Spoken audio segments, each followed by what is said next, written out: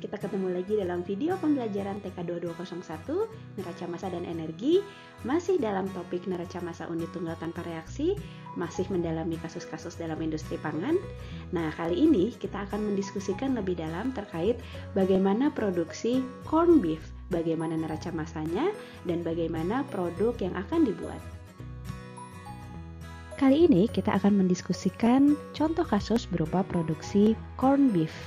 Suatu pabrik corn beef memiliki spesifikasi produk berupa kandungan lemak sebanyak 15% massa dan sisanya daging tanpa lemak. Produk ini dapat dihasilkan dengan mencampurkan dua jenis daging sapi yang memiliki komposisi yang berbeda, yaitu daging A dengan 23% massa lemak dan daging B dengan 5% massa lemak. Berapakah perbandingan laju alir daging A dan daging B yang harus diumpankan? Silahkan kalian pause sejenak video ini dan coba kerjakan sendiri, kemudian nanti kita cocokkan hasilnya. Seperti biasa, langkah pertama yang perlu kita lakukan adalah membentuk diagram alir prosesnya.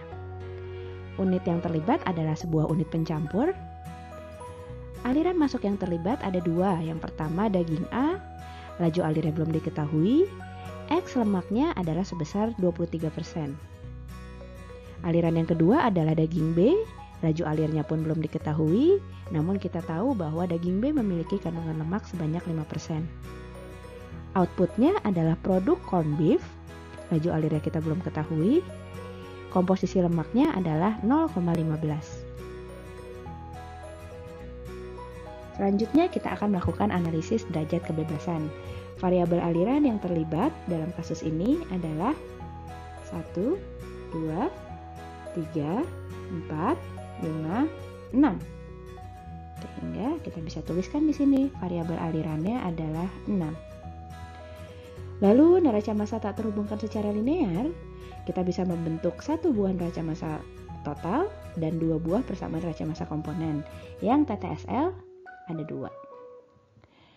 Komposisi yang diketahui untuk kasus ini adalah 1, 2, 3.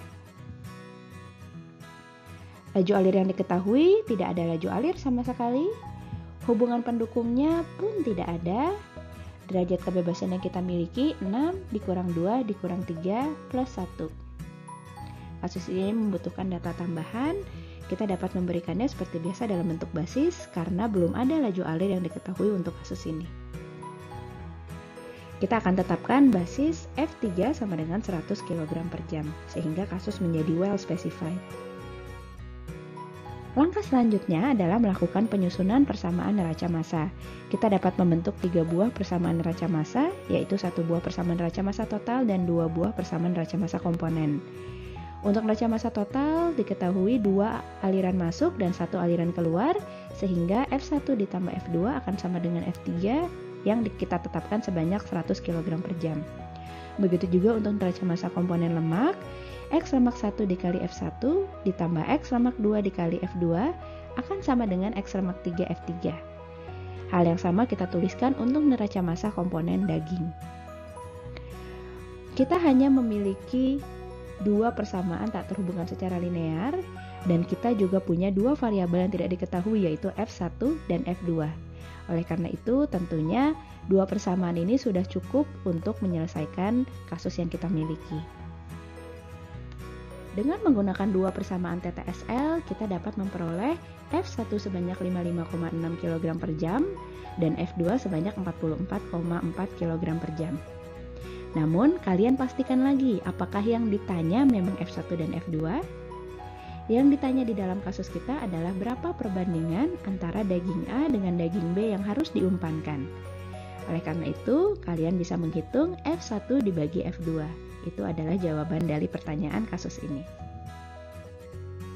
Mudah-mudahan kalian sudah dapat gambaran lebih dalam terkait bagaimana neraca massa dalam industri pangan. Kita ketemu lagi dalam video pembelajaran selanjutnya, tentunya untuk membahas contoh kasus neraca massa unit tunggal tanpa reaksi di bidang industri pangan. Sampai jumpa dalam video pembelajaran selanjutnya.